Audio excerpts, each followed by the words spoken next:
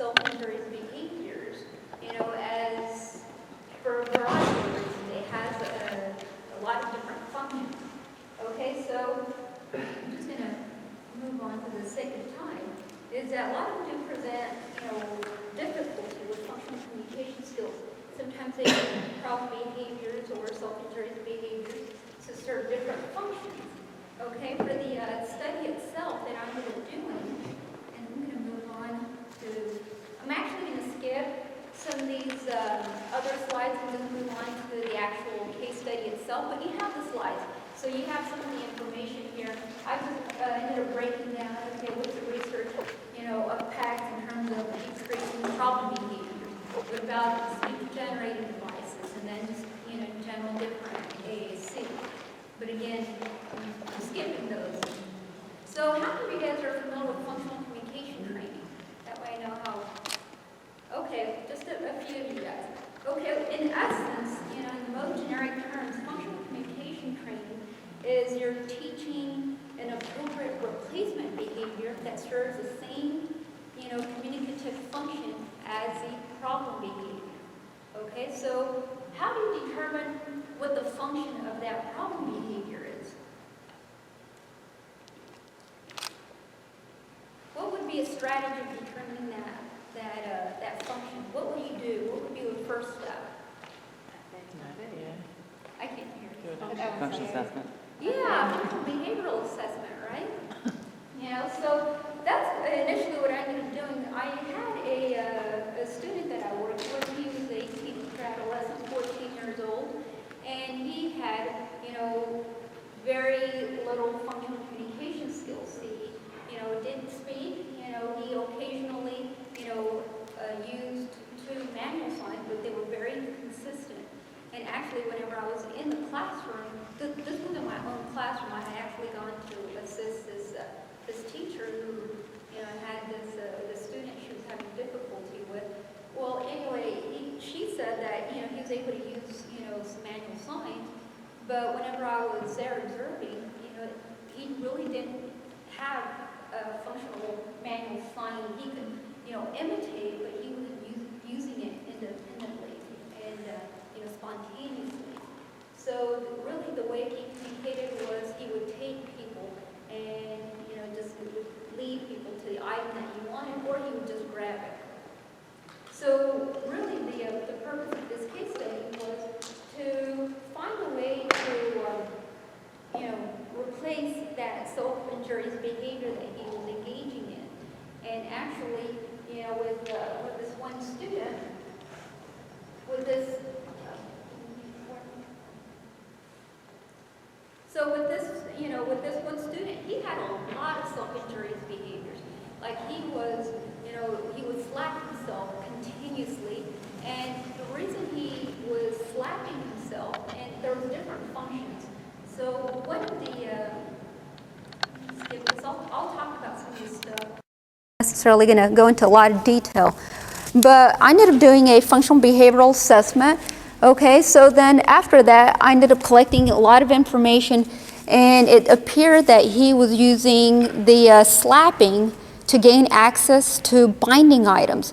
For some reason, he liked binding himself, his wrists particularly, and a lot of the times he would bind his wrist behind his back. And I actually knew this student when he was in elementary. I knew him when he was like 8 years old. Later on, I didn't know where he went, and whenever I got called, to assist, I realized, oh, well, this is the same child, but at the time, he actually didn't have any self-injurious behaviors. But when he had gone into junior high, they used a lot of weighted items on him, to decrease some of the self-injury that he was having. And after that, they started using some weighted wrist, like weighted wrist weights. And he became dependent on them. So whenever they try to remove those, then he would engage in problem behaviors. A lot of times what he would do, he would take like scarves, shoelaces, anything that he could to, mimic that pressure, and he would start binding himself. And he would sometimes bind his own wrist behind his back. Sometimes he would use his shirt. So it was becoming a big problem because can you do any work with your hands if you're bound up? You can't, right? So that was, one of the biggest things that was really impeding his educational progress. So, just to test this to see if it was, because, we thought, well, maybe it was also to escape, some task demands. He would engage in self-slapping whenever he was doing structured activities. So we ended up testing this, giving within a task demand, how much he would produce the self-injurious behavior with and without those wrist weights. So from here, as you can see, without the wrist weights, this is percentage of SIB. So he was engaging in, on average, about 40% of the time he was engaging in SIB without the wrist weights if he didn't have them on. When you actually gave him those wrist weights, he was engaging in the task appropriately, and his SIB had reduced. So more than likely, the function of that, of the SIB was related to just wanting access to the wrist weights or something, sensory to essentially provide that, the reinforcing sensation. So the goal really in this case was to decrease that, the SIB by teaching him a replacement communicative behavior that was appropriate. Because obviously he was communicating with his SIB, but I needed something that was more appropriate. The other thing was we wanted to increase his, the time on task without the wrist weights, increase his tolerance for it. And the other one was later on to, fade out those wrist weights because, having big bulky wrist weights is not appropriate, right? It just doesn't look right. So we try to fade him out to where later on he used just a regular band that was more, more appropriate. So I ended up teaching him how to sign for want. And the reason we ended up going with manual sign and not anything else was because, and I was actually going with what the teacher wanted in the sense that I wanted her to then continue on, what I implemented. So I ended up doing the manual signs because that's what they were working on. They were working on him increasing his manual signs. And the teacher had said they had tried, using, graphic symbols, and he just, wasn't using them. So, and then the other thing was I ended up implementing a delayed scheduler reinforcement. So essentially, after he was taught to, produce the want sign for the, for the reinforcer, which in this case, the powerful reinforcer was the access to the wrist weights. We ended up starting off with, 1 minute and then 1 minute of time on task without the wrist weights, moving on to an additional 30 seconds. So now he was having to work for for a minute and 30 seconds before he received access to the wrist weights. And then later on, another 30 seconds were added on to where he was working up to 2 minutes, okay?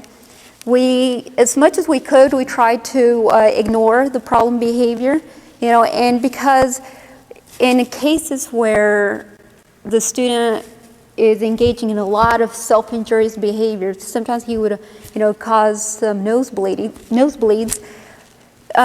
We decided to do some blocking procedures because, we can't allow him to keep, hitting himself for 2 minutes at a time. It's just not appropriate. So we would do some blocking procedures. I'll show you in a video in a little bit where he, or sometimes I would say hands down, and looking back, I shouldn't have done that because that was kind of providing him some attention or to the hands down. But because the reason we decided to go ahead and use some of those other, hands down was that, for him, the function was more based on wanting access to the wrist weights rather than, it wasn't really attention-seeking behavior. Okay, so this is what I ended up doing, and I'm going to go again quickly for the sake of time. But what we would do is at the beginning of each trial, we would, or I say we, I mean I would remove his wrist weights, and then from there I had a timer that way, obviously, to keep time and let him know that he was going to be working without the wrist weights for 1 minute, or if it was during the condition where it was 1.5 minutes, then it'd be set to 1.5 minutes. And then he would start the activity. And then a lot of times if he was working appropriately, I'd say, oh, good job working, just to kind of keep him motivated. If he would engage in, the slapping again, I would block it if it was continuous. And then if he actually signed a want, then I would say it's not time yet for a break, or it's not time for that, work a little longer, to let him know that, he's had to engage for that duration of time before he received the reinforcer. And, upon time expiring, then I would just tell him, all right, it's break time. If he requested the wrist weights, then, and he had obviously a request by manually signing want, I would then give him the wrist weights, and he would get a 2-minute break, with access to them, and then the procedure would start. Okay, so let me show this.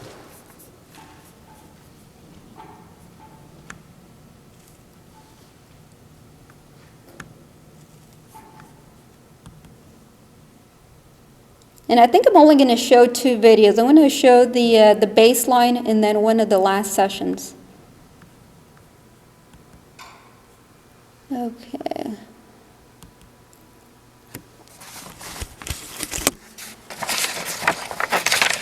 I'm going to jump to the time. That way we're not seeing all of the entire video. Okay.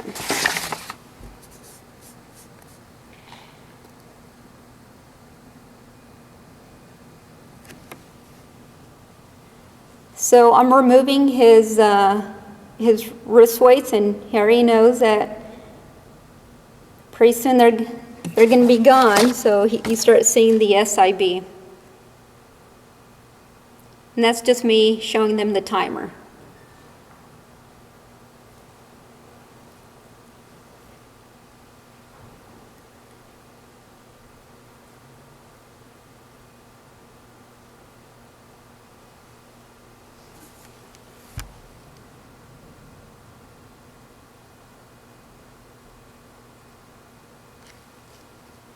And I apologize, there's no audio.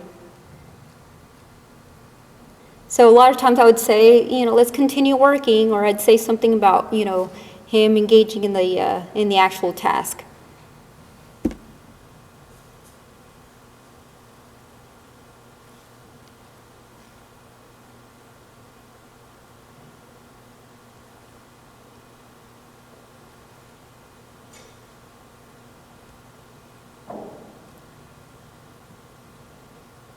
I want you guys to see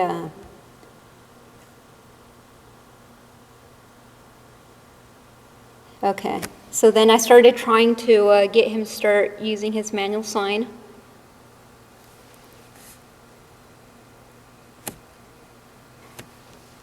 And the reason I'm delaying it a little bit is I didn't want to give him the access to the wrist weights, when he was hitting. So I was trying to have him sign and immediately try to give it to him, but he just kept engaging in the problem behavior. So that was for that one. Okay, I'm going to show you guys one that after intervention, or towards the last phases. What was the timeline? This was done over a period of about 2.5 months or so, almost 3 months, I think. We started in October, and in the end, it ended in mid-December. So.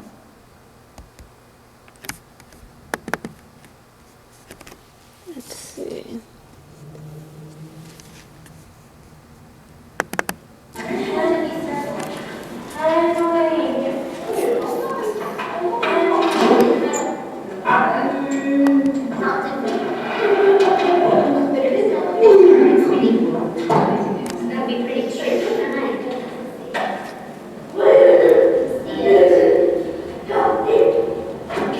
So this is him already working. We had already gone through several phases where it increased time. Sorry, those are other kids in the classroom, so.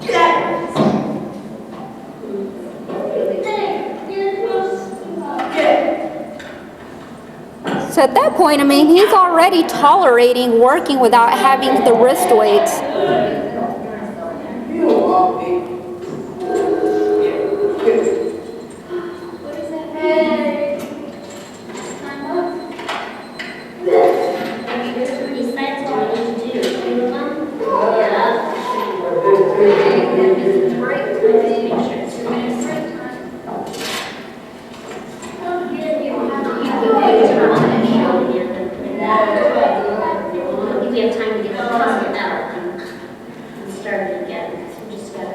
So now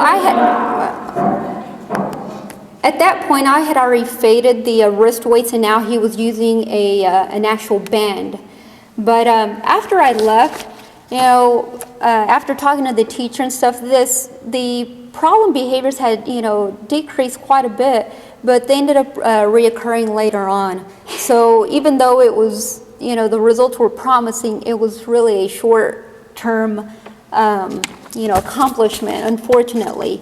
But this is just kind of a, let me go back to the slides.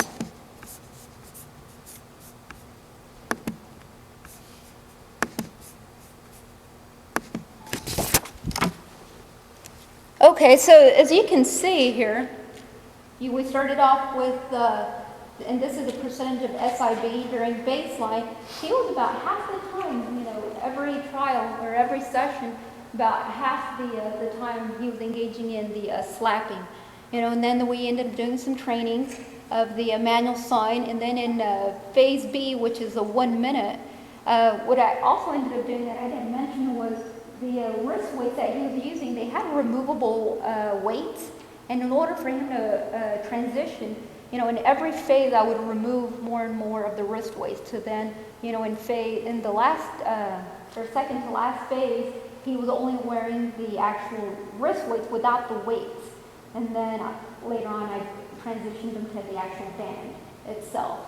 But in phase B, his behavior actually escalated. It didn't improve. It ended up increasing. And again, this was because it was, a novel, situation where now he was having to work without those wrist weights for even, a longer period of time. In phase C, which was a minute and a half, he started doing well. I mean, every time we ended up increasing his time, like here, from here to here, his behavior escalated and then finally went down. And then in phase C, his behavior escalated again, and then it started coming down. And then in phase D, we were up to 2 minutes. His behavior actually stayed fairly low. And then we introduced the wristband, and his behavior escalated, and then it diminished again. So once it seemed like every time he got introduced to something new, his behavior would also escalate. But his manual signing, and I'm going to go to this graph. For the manual signing, he actually didn't sign, at all during baseline. It wasn't until, once we started training him that his manual signing increased. However, I actually think it would have been even better had I not used manual signing, because I was having to do a lot of prompting. So these are actually, independent requests, but I actually had a lot of prompts that obviously aren't reported here because I was only graphing independent requests.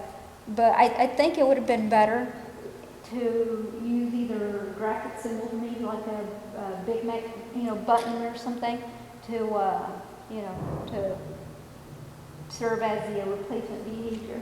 But in essence, one of the take-home messages from this is, where is it? Is that it's really important to first assess, what the function of that behavior is. You can't assess something without, or you can't, provide them an intervention without knowing what the actual function is. So this is, what my take-home message is, that, using, FCT in addition to, other behavioral strategies, you can decrease, self-injurious behavior, especially when they're really, severe. It's just, it requires me to, know what are the best strategies to use for certain types of behaviors.